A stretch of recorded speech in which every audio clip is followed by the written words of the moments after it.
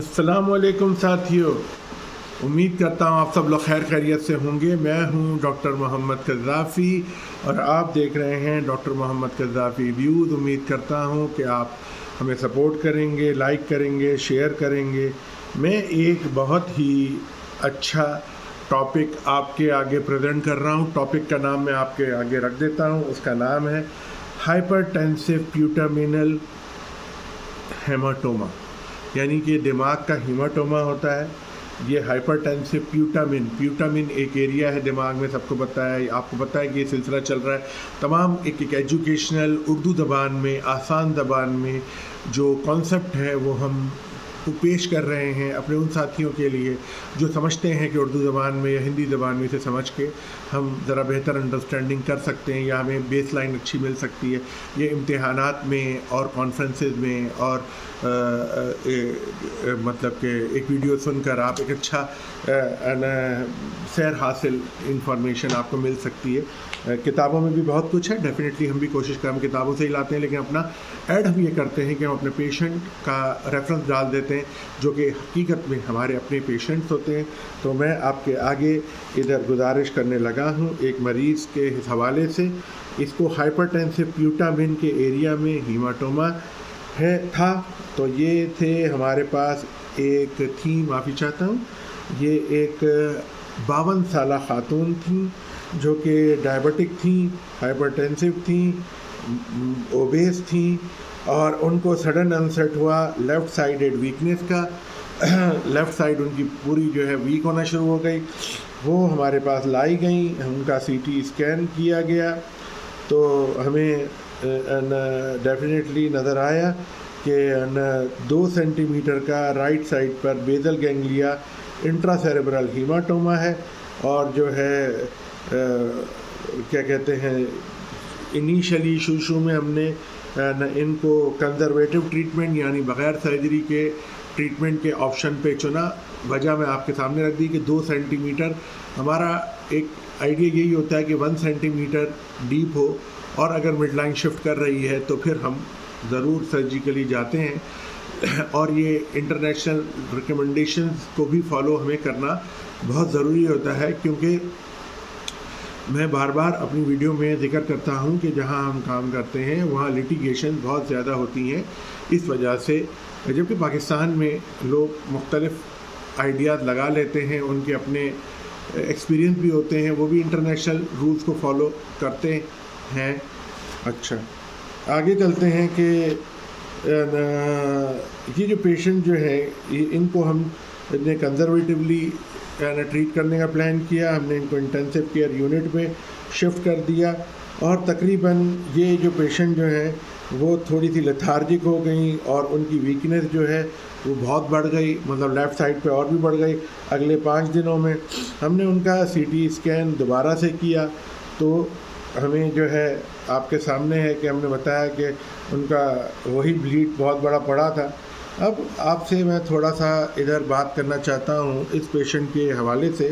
तो थोड़ी सी बात ये करते हैं कि ये जो क्या क्राइटेरिया होते हैं ऑपरेट करने के बेसल गैंग्लिया को ब्लीड करने के। देखिए, जो इंटरनेशनल क्राइटेरिया हैं वो थोड़ा मैं आपके आगे रख देता हूँ। देखिए, जो आजकल जो इंटरनेशनल सर्जिकल ट्रायल जो है इंट्रासेरेब्रल हेमरेज में, ये बताता है कि एहतियातन अगर आप रिमूव कर रहे हैं इंट्राक्रेनियल हेमरेज तो उसका कोई क्लियर एडवांटेज नहीं है मेडिकल मैनेजमेंट पर। और रिमूवल मतलब ये कि जो है वो सिर्फ़ और सिर्फ आप उसको ब्लड को ही हटा पाते हैं। ये स्टिच ट्रायल कहता है जिसे हम जिसे हम कहते हैं surgical trial in intracerebral haemorrhage. ये एक स्टिच ट्रायल है जिसे हम कहते हैं surgical trial in intracerebral haemorrhage. ये जो है जो ट्रायल हुआ ये बताता है कि ना प्रोफाइलेक्टिकली रिमूवल जो है इंट्रासेरेब्रल हेमरेज जो है इसका कोई एडवांटेज नहीं है। हम ट्रायल को बात कर रहे हैं, हम अपनी बात नहीं कर रहे। अच्छा, दूसरी बात कि कुछ ऐसी भी बात है कि कुछ ऐसे रीज़न्स होते हैं जो फेवर करते हैं सर्जरी को, यानी सिम्टोमेटिक पेशेंट हो, साथ ही साथ उसको एक्सेप्टेबल रिकवरी हो, चांस हो कि भाई उसमें रिकवरी भी हो सकती है और उसकी वैसे वर्सनिंग हो रही हो, मतलब कि यानी कि वो उसकी जो जैसे हालत जो है उसकी ख़राब हो रही हो मरीज़ की, जैसे हमारे मरीज़ में एकदम से वो बढ़ रहा है मामला न कमज़ोरी का। और ये जो है मॉडरेट इंट्राक्रैनियल हेमाटोमा वॉल्यूम हो, तकरीबन आप समझ लें कि 20 से 30 ml तक का हो। अच्छा, लोकेशन आसान हो, मतलब ये कि वैसे तो कहते हैं 1 सेंटीमीटर से डीप या 1.5 भी हो, लेकिन वो लोकेशन बहुत ऐसी ना हो कि ख़तरनाक एरिया में, एज यंग हो, उसकी वजह से एडिमा भी हो रहा हो, मिड लाइन शिफ्ट हो रही हो, न उम्मीद हो कि ये करने से आप ये सिम्टम रिवर्स कर सकेंगे आपको क्राइटेरिया को रखते हुए। तो ऐसे हालत में सर्जरी जो होती है वो आम तौर पे फेवरेबल समझी जाती है, सर्जरी को ज़्यादा अहमियत दी जाती है, और ऐसी हालत में आप सर्जरी करें तो वो ज़रा सही रहता है। ये जो फैक्टर्स मैंने आपके आगे रखे, इनमें भी कुछ कहते हैं ये कंट्रोवर्शियल है, और ये जो है मतलब ये कि अभी इस पे और भी ना मतलब ये कि ना स्टडीज़ हो रही हैं, और वो कह रहे हैं कि ये भी कोई जो मैंने आपके आगे रखे जिसको हम अभी भी फॉलो कर रहे हैं, वो कहते हैं नहीं अभी भी ये कंट्रोवर्शियल है, यानी सर्जरी के ख़िलाफ़ लोग अभी भी हैं। बहरहाल ये सब बातें हैं, हम इंशाल्लाह इसके हवाले से आपसे आगे भी बात करते रहेंगे। अच्छा, मैं आपको छोटी सी एक बात करें, इधर मैं बात करूँगा कि आप क्या रिकमेंड करते हैं इधर, मतलब कि क्या रिकमेंड करते हैं आम तौर ये पेशेंट जो है ना, देखें बहुत सारे क्राइटेरिया को तो फुलफ़िल कर रहा था, जैसे कि इसकी उम्र है, मैंने बताया कि वो 52 साल है, 53 साल है। ये पेशेंट जो है मेरे हिसाब से तो यंग है, मतलब कि फ़िट है ना, ठीक है, उसको डायबिटीज़ हाइपरटेंसिव है, उसका ब्लीड का साइज़ भी 30 ml के करीब है ना, और लोकेशन भी फेवरेबल है राइट साइड पे। हालांकि वो जो ब्लीड जो है वो 2 सेंटीमीटर तक गहरा है, लेकिन फिर भी ये जो है इनका जो मेंटल स्टेटस है उसके हवाले से ये बात है। अच्छा, दूसरी बात ये बताना चाहूँगा कि सर्जरी जो है वो इसमें जो हमने ऑफ़र की उनको, और मतलब कि हम तो उन्होंने कंसेंट दिया हमें सर्जरी का, ये जानते हुए कि सर्जरी से ज़रूरी नहीं कि बहुत फ़ायदा हो, लेकिन बहरहाल क्लॉट निकल जाएगा, और ये जो तेज़ी से वर्सनिंग हो रही है या एक तरफ जो वीकनेस बहुत ज़्यादा हो गई है, ये ठीक तो नहीं होगी, लेकिन शायद उसको हम किसी हद तक रोक सकें, इस तरह की बात करके हम आगे बढ़े थे। तो कहने की बात ये है कि जो फैमिली थी उनको हमने अच्छे से बहुत अच्छे से ये समझा दिया था कि जो आउटकम है वो बहुत मामूली सा ही अगर हुआ तो अच्छा होगा, वरना ख़राब भी हो सकता है, और इसमें जो है ऑप्शन मरीज़ के हाथ में ही ज़्यादा था। तो बहरहाल उन्होंने न सर्जरी का ऑप्शन चुन लिया, और हमने हकीकत में आपसे बता रहा हूँ, हमने बिल्कुल भी उनको फोर्स नहीं किया था, क्योंकि हम जहाँ काम करते हैं वहाँ हमें सर्जरी ज़्यादा करने के पैसे नहीं मिलते, हमारी फिक्स तनख्वाहें होती हैं, तो हम वैसे भी फोर्स नहीं कर पाते। ये पाकिस्तान में होता है कि आप ज़्यादा सर्जरी करेंगे ज़्यादा पैसे मिलेंगे, तो उधर ऐसा नहीं है, तो इस वजह से जो भी है वो हमने किया उसका। अच्छा, दूसरा ये कि जो सर्जरी और जो नॉन सर्जिकल ऑप्शंस होते हैं, मैं थोड़ा इस पर बात करूँ कि इसमें आपने कुछ लोग कहते हैं स्मॉल क्रेनियोटमी करो, मैं समझता हूँ जब अब क्रेनियोटमी इजाज़त मिल गई तो मैं पढ़ने के लिए अच्छा छोटी करें, लेकिन मैं थोड़ी वाइड करता हूँ, क्योंकि फिर बोन को काटना दोबारा मुश्किल हो जाता है। एरिया आप थोड़ी वाइड करें, उससे एजेस ऑफ द ब्रेन भी उनकी इंजरी नहीं होती है। बहरहाल और फिर क्रेनियोटमी की मैं तो बड़े से ही करता हूँ थोड़ा। अच्छा, वैसे कुछ लोग होते हैं जो लोग, मैंने बड़े से की इसको ना, मैं आपको सिर्फ बता रहा हूँ, जो लोग करते हैं वो छोटे क्रेनियोटमी से क्लॉट वगैरह आ गए, जो भी उनके नताइज होते हैं वो अच्छे ही होते हैं, मुझसे तो अच्छे ही होंगे, लेकिन मैं इस तरह करता हूँ, बताया आपको। दूसरा जो स्टीरियोटैक्टिक टेक्निक होती है वो अपना क्या कहते हैं, आप ना उसको ड्रेनेज ऑफ हीमाटोमा कर सकते हैं, प्लेसमेंट ऑफ कैथेटर यानी इंट्रासेरेब्रल हेमरेज का, जैसे मैंने पहले भी एक वीडियो इस पर बनाई थी, वो प्यूटामिनल हेमाटोमा नहीं था, वो दूसरा हेमाटोमा था, लेकिन थैलेमिक हेमाटोमा में कि आप वो ना पहले स्टीरियोटैक्टिकली आप थोड़ा सा जाते हैं, थोड़ा फ्लूइड डिकम्प्रेस कर देते हैं सिरिंज की मदद से, और फिर टीपीए डालते हैं जो ना स्ट्रेप्टोकाइनेज जो है और उसके बाद आप वेट करते हैं आधा घंटा एक, और फिर वो थोड़ा थोड़ा निकालते रहते हैं और फ्लूइड आता रहता है। और ये भी एक टेक्निक है, लेकिन इस पर अभी बहुत रिसर्च हो रही है। और दूसरा, अल्ट्रासाउंड की मदद से, जैसे कि मैंने कहा, हमारे बहुत अच्छे साथी हैं पर ऑपरेटिव अल्ट्रासाउंड बहुत अच्छा करते हैं, लोकेशन भी अच्छे तरीके से करते हैं।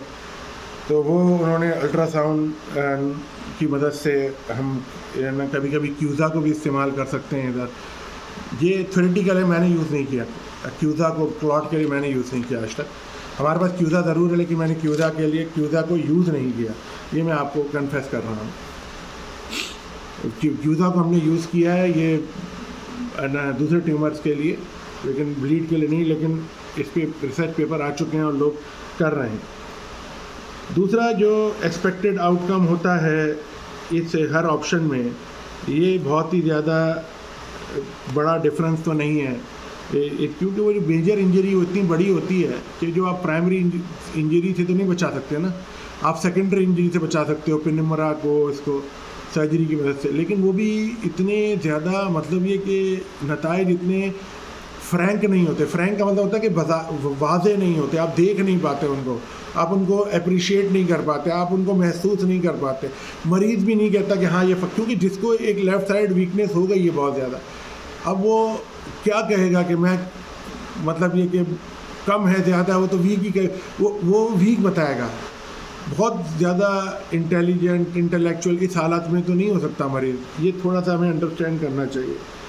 दूसरा, जो 25% फेवरेबल आउटकम मिलता है, वो वैसे ओवरऑल ही समझें, मतलब थोड़ा थोड़ा कि हम खुद गैस करते हैं।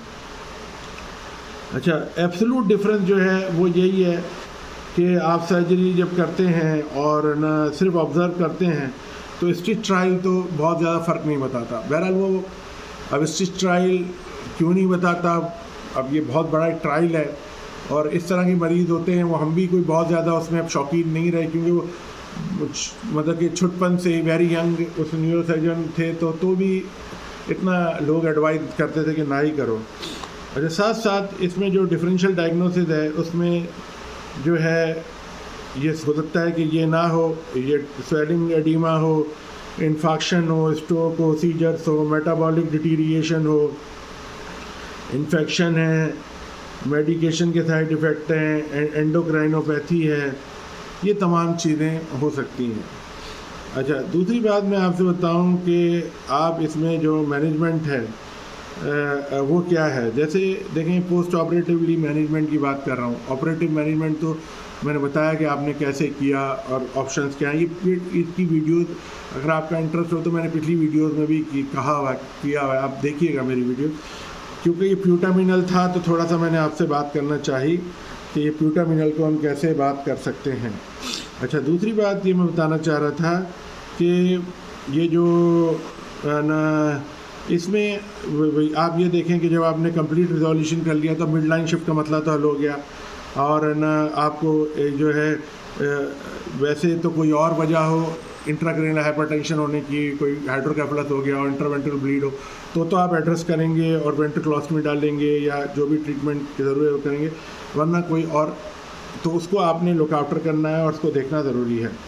देखें, मेडिकल मैनेजमेंट के हवाले से आपने इस पे बहुत ध्यान देखना है। लैब इन्वेस्टिगेशन पे ख़ास तौर पे CBC देखें, एनीमिया में तो नहीं है, इलेक्ट्रोलाइट देखें, hypokalemia, hyperkalemia, hyponatremia, hypernatremia, coagulation profile देखें, PT बढ़ा हुआ तो नहीं है या PT कम तो नहीं है, या IPDT बढ़ा हुआ तो नहीं है, INR देखें, ड्रग लेवल्स देखें, और दूसरा ये कि लिवर फंक्शन टेस्ट देखें, और दूसरा अगर कोई एंडोक्राइन का लगता है कि करीबी को मामला है उसको आप देखें। Blood culture, urine culture, sputum culture, cerebral spinal fluid का कल्चर, ये ज़रूर देखें। सीजर प्रोफाइलिक्स यानी मिर्गी की दवाएं मिल रही हैं नहीं मिल रही, और इंट्रावेनस फ्लूइड देखें सही टाइम पे कि वो सही है नहीं है। दूसरा ये कि मैग्नेटिक रेजोनेंस इमेजिंग जो है, ये दरअसल जो है ये आप करा के एक नज़र देख लें।